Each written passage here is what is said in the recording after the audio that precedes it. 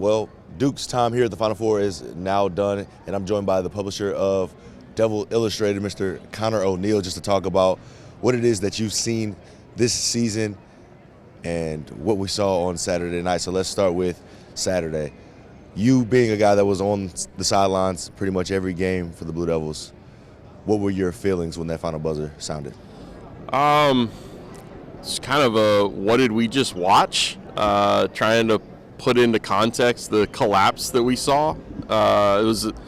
Duke had the lead for about 35 minutes of the game. You still felt like Duke was going to win when it was a 6-point game and there were about 40 seconds left or so. And then just trying to run through the checklist of everything Duke could have done wrong to lose the game in the last 2 minutes is exactly what they did. It was like a Plinko board where you just fall down every single and hit every single checkbox on the way down, and it's such a sour end to what was a special season for the whole year. I mean, you thought going back to like the Arizona State exhibition when they ran them out of the gym that this was a team that could win the national championship, and they looked the part right up until it all came undone.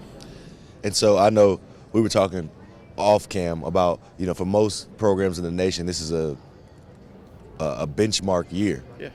But in your opinion, for the Duke Blue Devils, where does this year fall?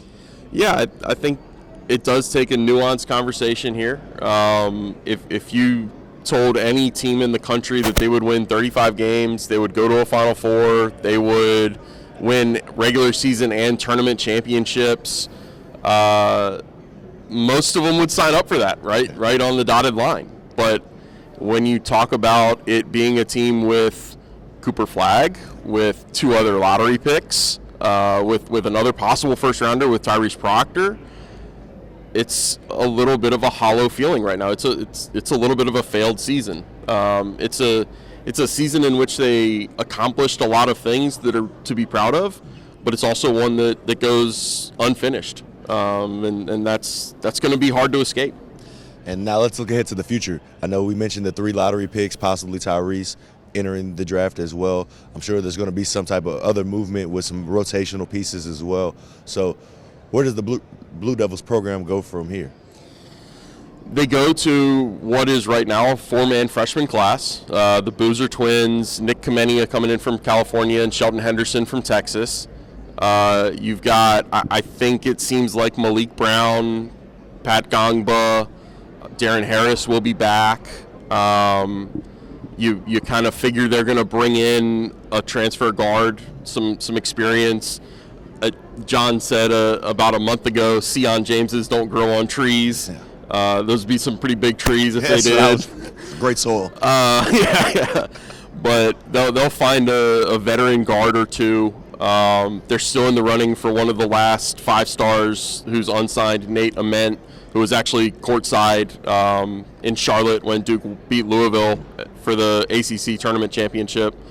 It will be a remade roster, but at the same time, I think there's going to be a little bit more stability than they had coming into this season. It's not a 6-man freshman class. The most it'll be is 5. And you've got some returners there. Isaiah Evans, we'll see what he does.